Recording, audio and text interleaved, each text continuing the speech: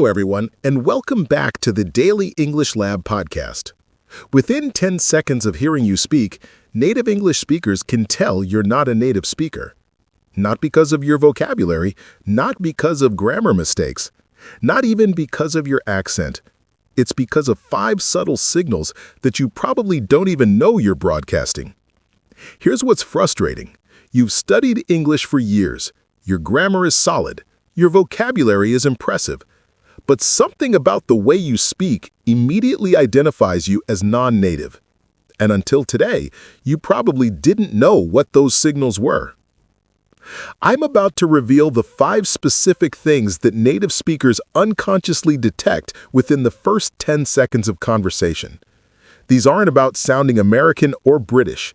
These are about sounding natural and fluent, regardless of your accent.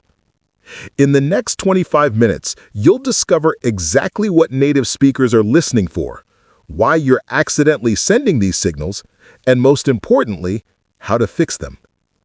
Ready to finally understand what's giving you away? Let's decode the 10-second detection. Today, we're tackling something that many advanced learners don't realize is holding them back: the subtle signals that identify you as non-native within seconds. So let me explain why this matters. You might think, so what if people know I'm not native? I'm still speaking English well. And you're right. There's nothing wrong with being identified as a non-native speaker. But here's the thing. These same signals that identify you also make you harder to understand, create communication barriers, and prevent you from achieving the fluency you've worked so hard for. These 5 signals aren't about perfecting your accent or eliminating all traces of your native language. They're about natural communication patterns that make English flow smoothly. When you fix these, people don't just think you sound more native, they find you easier to understand, more engaging, and more confident. Today, I'm going to reveal the 5 things native speakers unconsciously detect. First, your sentence rhythm and stress patterns. Second, your use of fillers and discourse markers. Third, your question intonation. Fourth, your word linking and connected speech. And fifth, your conversational timing and turn-taking. This is 25 minutes that will explain why your English still feels off, even when it's technically correct, and exactly how to sound more natural starting today. Before we dive in, tell me in the comments, have you noticed native speakers treating you differently once they realize you're non-native? Does their behavior change? Let me know. And if you're ready to understand what native speakers are really listening for, hit that subscribe button and like this video. I teach the subtle aspects of English that traditional courses completely miss. All right, let's discover what gives you away in 10 seconds. The first thing native speakers detect within seconds is your sentence rhythm and stress patterns. English is a stress-timed language, meaning we emphasize certain syllables and words while de-emphasizing others, creating a specific rhythm. If your rhythm is off, natives immediately recognize it. Different languages have different rhythm patterns. Some languages are syllable-timed, giving equal weight to each syllable. Others are mora-timed or have completely different systems. When you apply your native language's rhythm to English, it sounds unnatural to native ears, even if every word is correct. The biggest mistake is stressing every word equally, creating a flat, choppy rhythm. Another mistake is stressing the wrong words in sentences, emphasizing function words like the and of, instead of content words like nouns and verbs. A third mistake is not reducing unstressed syllables enough, making them too clear and long. Let me show you the difference between non-native and native rhythm. Example 1. Content word emphasis. Non-native, flat stress. I went to the store to buy some milk. Native. I went to the store to buy some milk. Notice how natives stress only the content words, store, milk, and zip through the function words like to, the, some. This creates rhythm and flow. Example 2. Thought groups. Non-native, yesterday, I was walking to work, and I saw my friend. Native, yesterday I was walking to work, and I saw my friend. Natives group words into thought chunks with rhythmic rises and falls. Each chunk has one primary stress. Example 3. Unstressed syllable reduction. Non-native, I am going to the cinema today. Native, I'm going to the cinema today. Native speakers reduce M to M, blur to the, and don't over-articulate unstressed syllables. Example 4. Contrastive stress. Question, did you buy the red shirt? Non-native answer, no, I bought the blue shirt. Native answer, no, I bought the blue shirt. The stress on blue creates natural contrast with red. This rhythm pattern signals native fluency. The da-da-da pattern. English rhythm often follows a stressed, unstressed pattern, like a waltz. Talk to me. Give it to him. What do you want? Non-natives often miss this pattern and stress syllables evenly. Right now, practice this sentence with exaggerated rhythm. I'm gonna go to the store. Emphasize the capital words. Rush through everything else. Now say it 5 times, getting more natural each time. Feel the rhythm? Think of English rhythm like music. Content words are the beats you tap your foot to. Function words are the notes between beats. If you tap on every word, the music is terrible. If you tap on the important beats and glide through the rest, you create beautiful rhythm. Same with English. I had a Russian student named Dmitry who spoke grammatically perfect English but was constantly asked to repeat himself. Why? His stress was completely flat. Every single word got equal emphasis. We worked on rhythm for 2 weeks, exaggerating content word stress and rushing through function words. Suddenly, people stopped asking him to repeat himself. His clarity improved dramatically, not because his pronunciation changed, but because his rhythm became natural. Rhythm is that powerful. Rhythm question. Do you consciously think about which words to stress when you speak, or do you stress based on your native language patterns? Let me know in the comments. Rhythm is the first signal, but there's a second signal that natives detect instantly.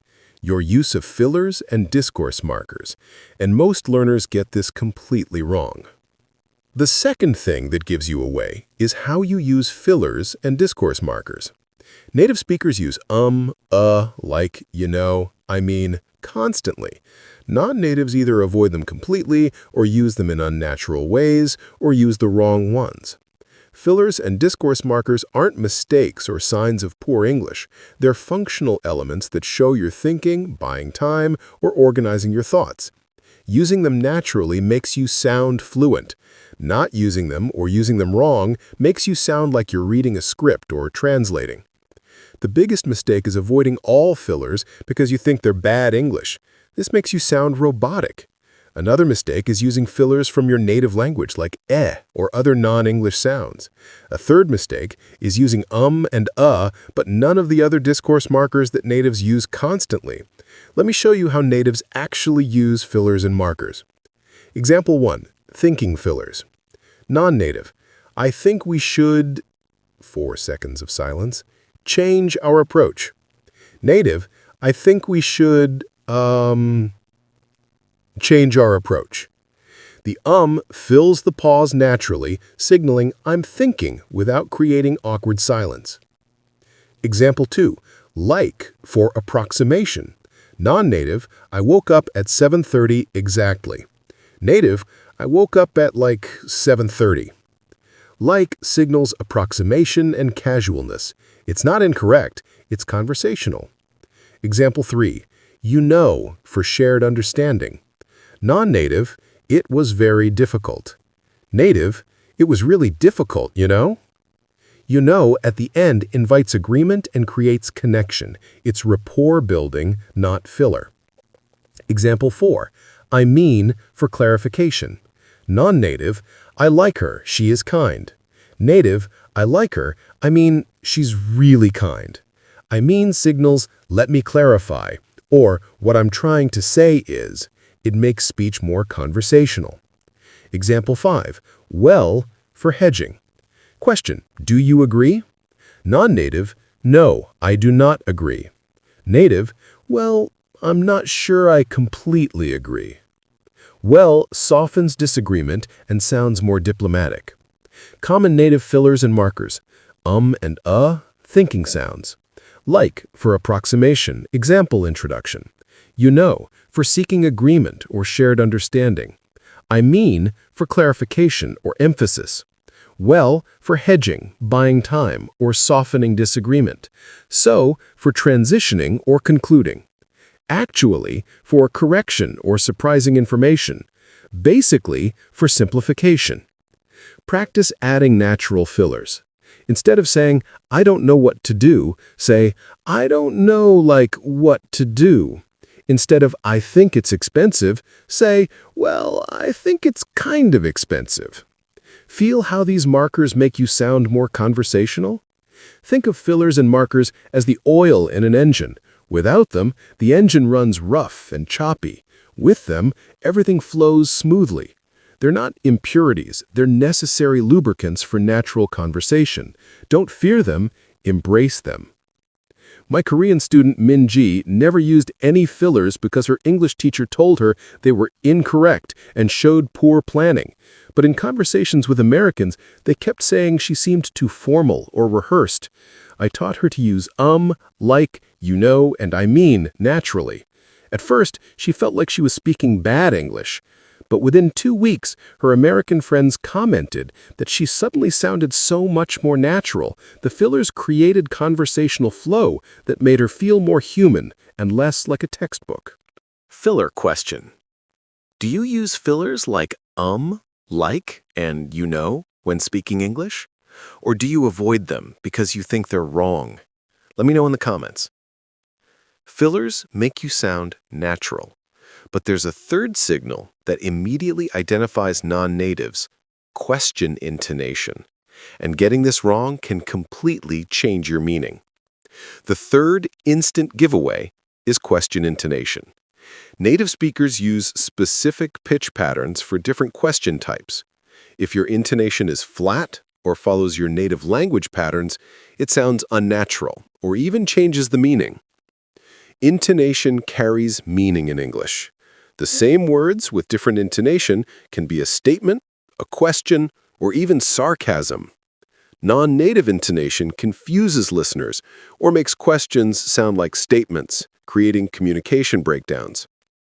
The biggest mistake is using flat or wrong intonation for questions. Many learners use rising intonation for all questions, when English actually uses falling intonation for WH questions. Another mistake is using statement intonation when asking questions, making people unsure if you're asking or stating. Let me break down how natives actually intonate questions. Example 1. Yes, no questions rise. These questions can be answered with yes or no, and they rise at the end. Are you coming to the party? Voice goes up. Do you like pizza? Voice goes up. Can you help me? Voice goes up.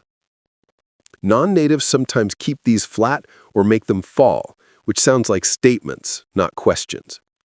Example 2. WH questions fall. Questions starting with who, what, when, where, why, how typically fall at the end. Where are you going? Voice goes down on going. What time is it? Voice goes down on it. How did you do that? Voice goes down on that. Many non-natives raise these like yes-no questions, which sounds unnatural. Example 3. Tag questions. Tag questions at the end have 2 intonation patterns with different meanings. Rising tag, uncertain, genuinely asking, it's nice today, isn't it? Voice goes up. Falling tag, expecting agreement. It's nice today, isn't it? Voice goes down. Wrong intonation completely changes the meaning. Example 4. Declarative questions. Sometimes natives turn statements into questions just with intonation. Statement, you're leaving. Falling intonation. Question, you're leaving? Rising intonation, showing surprise.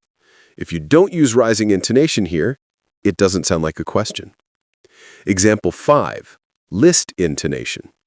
When listing items, intonation rises on items in the middle and falls on the last item. I need to buy milk, bread, eggs, and cheese. This signals you're finished listing. Practice these right now. Say out loud, where are you from? Make your voice fall on from. Are you from Mexico? Make your voice rise on Mexico. You're tired, aren't you? Try both, rising for genuine question, falling for expecting agreement. Feel the difference? Simple rule. Yes, no questions go up. WH questions go down. If you can answer with yes or no, your voice rises. If you're asking for information, who, what, when, where, why, how, your voice falls. This isn't 100% accurate, but it's correct most of the time. My Chinese student Ling asked, "Where are you going?" with rising intonation at the end. And Americans would often respond, yes, or seem confused. Why? Because rising intonation made it sound like a yes-no question, even though the words were a WH question. Once she learned to drop her intonation on WH questions, the confusion disappeared. People understood her questions immediately. Intonation changes everything. Intonation question. Were you taught about rising and falling intonation patterns? Or is this new information? Let me know in the comments. Intonation is crucial, but there's a fourth signal that screams non-native, and it's all about how you connect words together. That's what we're covering next. The fourth instant giveaway is how you connect words. Native speakers link words together in specific ways, creating fluid speech. Non-natives often pronounce each word separately with clear boundaries, which sounds choppy and unnatural. Connected speech is how English actually sounds at natural speed. If you pronounce every word distinctly with pauses between them, you sound like you're reading a dictionary. Natives blur words together in predictable patterns, and not doing this immediately identifies you as non-native. The biggest mistake is pronouncing every word as a separate unit with clear boundaries. Another mistake is not reducing weak forms, saying to as to instead of tuh. A third mistake is not linking consonants to vowels across word boundaries. Let me show you the main connected speech patterns. Example 1. Linking consonant to vowel. When a word ends in a consonant and the next word starts with a vowel, we link them. Come over turns into come over. Turn it off turns into turn it off. Talk about it turns into talk about it. Non-natives say come over with clear separation. Natives say comer, almost like one word. Example 2. Linking vowel to vowel. When a word ends in a vowel and the next starts with a vowel, we insert a tiny w or yes sound. Go away becomes go away with a tiny w sound. See it becomes see it with a tiny y sound. Too early becomes too early with a tiny w sound. Example 3. Weak forms. Function words get reduced dramatically in connected speech. I want to go becomes I want to go. Want to becomes wanna. Did you eat becomes did you eat. Did you becomes did ya. I have to leave becomes I have to leave. Have to becomes have to. Give me the book becomes gimme the book. Give me becomes gimme. Non-natives say full forms clearly. Natives use weak, reduced forms. Example 4. Consonant clusters simplify. When consonants meet across word boundaries, some disappear or blend. Next day becomes next day. T disappears. Ask me becomes ask me. K disappears. Most people becomes most people. T disappears. Example 5. Intrusive R. In some accents, R appears between vowels even when not written. Law and order becomes law rand order. Anna is here becomes Anna is here. This is especially common in British and some American accents. Practice connected speech. Say these naturally, linking words. I don't know becomes I don't know. What are you doing becomes what you doing. Want to go becomes want to go. Come on over becomes come on over. Blur the words together. Let them flow. Think of speech like a river flowing. Water doesn't stop between stones. It flows continuously over and around them. Similarly, words don't stop between each other. They flow continuously, linking and blending. If your speech sounds like individual drops falling, it's not natural. If it flows like a river, you've got it. My German student Klaus pronounced every word distinctly and clearly, which in German is normal. But in English, it sounded robotic and slow. We worked on connected speech, specifically linking consonants to vowels and using weak forms. At first, he felt like he was mumbling or speaking incorrectly, but I showed him recordings of native speakers, and he realized they all linked words this way. Within 3 weeks of practicing connected speech, his English transformed. Americans stopped asking him to repeat himself, and his speaking speed doubled. Connected speech was the missing piece. Connected speech question. Do you link words together when speaking, or do you pronounce each word separately? Let me know in the comments what your current approach is. Connected speech creates flow. But there's one final signal that gives away non-natives within seconds: conversational timing and turn-taking. This includes how quickly you respond, when you use back-channeling sounds, when you interrupt, and how long your speaking turns are. Different cultures have different timing norms, and applying the wrong norms to English conversation immediately signals non-native. Conversational timing is deeply cultural. Americans expect responses within about 3 seconds. They use frequent back-channeling sounds, like, yeah, right. They're comfortable with slight overlaps and collaborative finishes. If your timing is off, conversations feel awkward even when your English is perfect. The biggest mistake is pausing too long before responding, which Americans interpret as discomfort or disagreement. Another mistake is not using back-channeling sounds, making you seem disengaged. A third mistake is either never interrupting, seeming passive, or interrupting too much, seeming aggressive. Let me show you native conversational timing. Example 1. Response speed. When someone asks you a question, natives start responding within 1 to 3 seconds, even if just to say, let me think. Non-native. I think option A is better. Native. Good question. I think, probably option A. Starting to speak immediately, even if thinking, shows engagement. Example 2. Back-channeling. While someone is talking, natives make regular sounds showing they're listening. Non-native. Silent while listening. Native.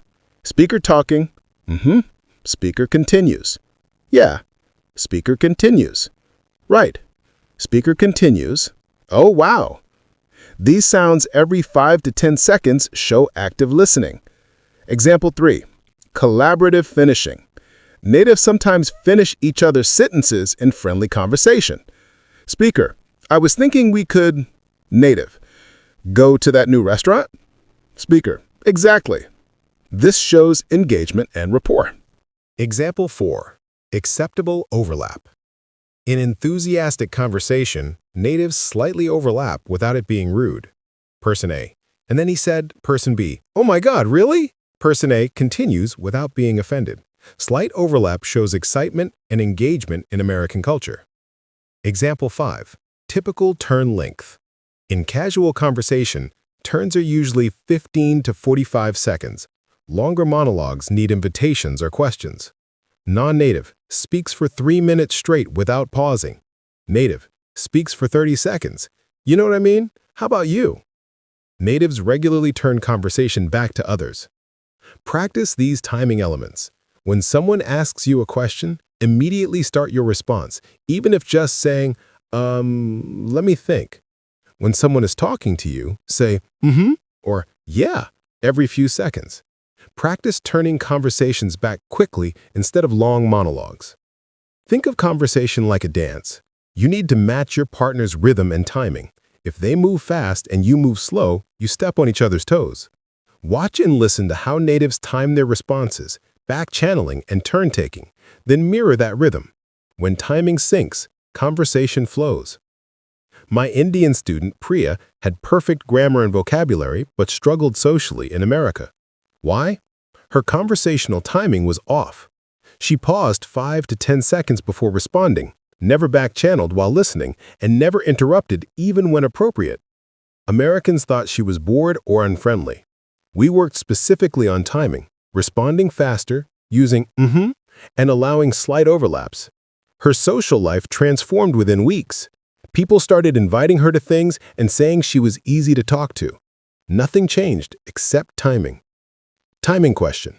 What's your response time when someone asks you a question in English? Do you pause to think or do you start talking immediately? Let me know in the comments. You now know all 5 signals, but before we finish, I need to warn you about 3 mistakes that will sabotage your attempts to sound more native. Now that you know the 5 signals, avoid these 3 critical mistakes when trying to sound more natural. Mistake number 1, overcorrecting and losing authenticity. Some people try so hard to sound native that they lose their authentic voice.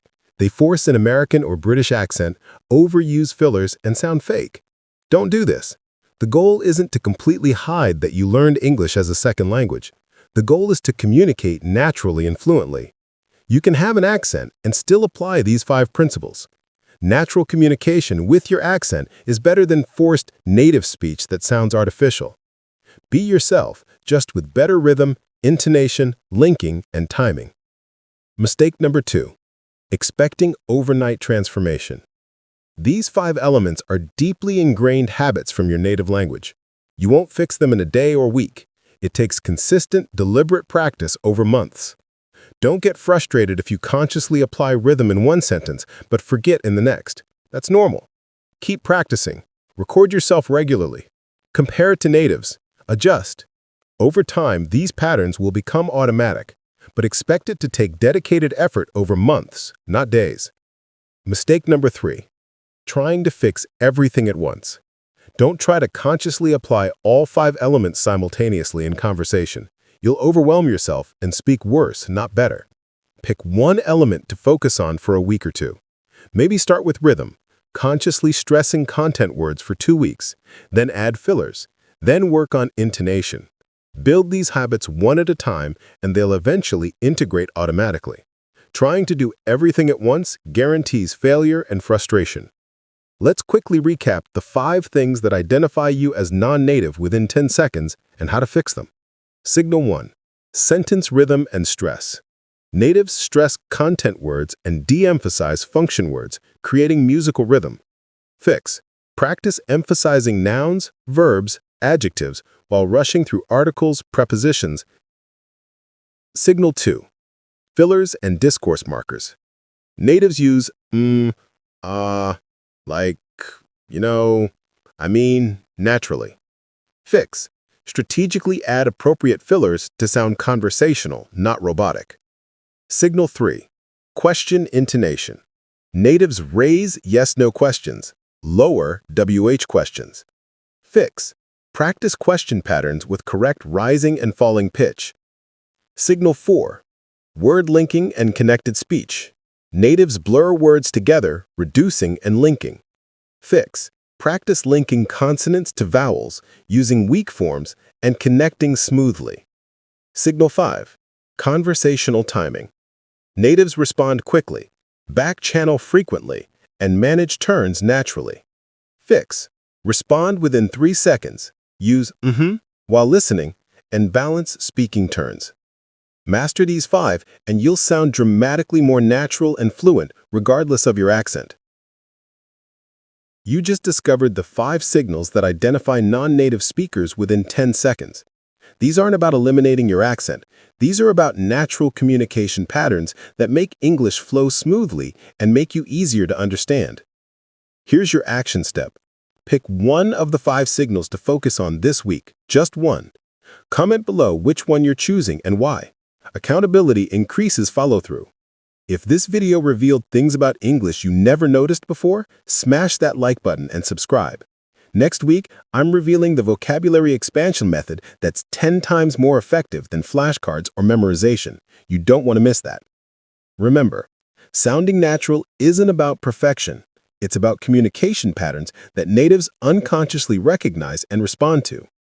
Now you know what they're listening for, and you can give them what makes conversation flow. Stop worrying about tiny grammar mistakes. Start mastering natural communication. I'll see you in the next video. Until then, keep practicing, keep improving, and keep working towards natural fluency. Let's master real English together.